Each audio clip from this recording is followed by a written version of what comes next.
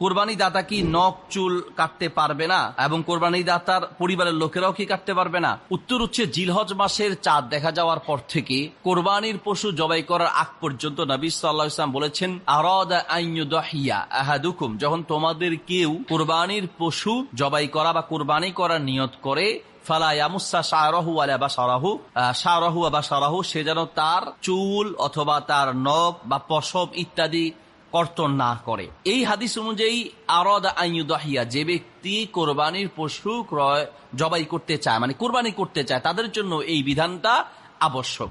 বাকি এটা কি শুধুমাত্র যিনি কোরবানি করবে, যার পক্ষ থেকে কোরবানি করবে তার জন্য এই বিধান, নাকি সকলের জন্য বিধান? ওলামায়ে কেরামের দুটি বক্তব্য আছে।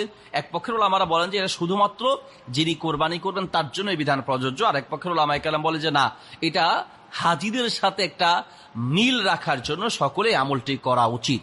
দুই পক্ষের ওলামাদের বক্তব্য মিলে আমরা বলতে পারি, যিনি কোরবানি করবেন বা যার পক্ষ থেকে কোরবানি করা হবে, তিনি তো অবশ্যই নিজের পশম, চুল এবং নখ ইত্যাদি কাটা থেকে বিরত থাকবেন। পাশাপাশি যারা বা যাদের পক্ষ থেকে কোরবানি করা হবে না, তাদের উচিত হচ্ছে এই কাজ থেকে বিরত থাকা।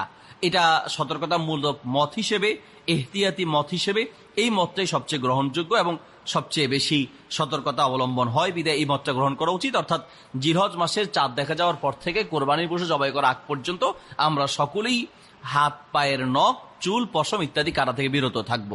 যদি ভুলে কেউ কাটা শুরু করে দেয়, যখনই স্মরণ আসবে তখনই কাটা থেকে বিরত থাকতে হবে।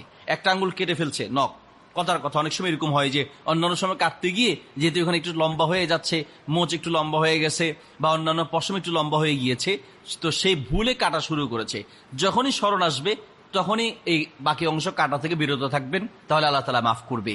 অনিচ্ছা সত্ত্বে যদি কেটে যায়, চুল পড়ে যাচ্ছে, ঝরে যাচ্ছে, আস্তাতে গিয়ে পড়ে গেছে, অথবা নখ কোনো কারণে কেটে গেছে, অথবা এরকম কোনো পশম পড়ে গেছে, অনিচ্ছাসত পড়ে গেলেও অসুবিধা নাই, সেটা আল্লাহ মাফ করবেন।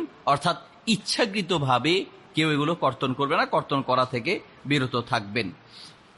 আসসালামু আলাইকুম রহমতুল্লাহ। প্রথম প্রশ্ন হচ্ছে, বাবার নামে কোরবানি দিলে নিজের ওয়াজিব কোরবানি আদায় হবে কি না? আমরা অনেকেই কাজটা করি, অনেকেই 2, 3, 4 ভাই হয়তো একসাথে আছেন, তো সেই ক্ষেত্রে আমরা অনেকে চিন্তা করি যে বাবার নামে কোরবানি দিয়ে দেই, তাহলে আমাদের আর কারো কোরবানি দেওয়া লাগবে না।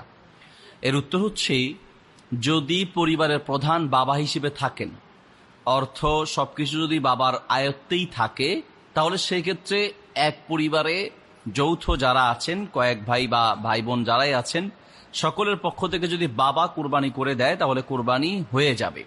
কিন্তু যদি ভাইয়েরা পৃথক পৃথক থাকেন,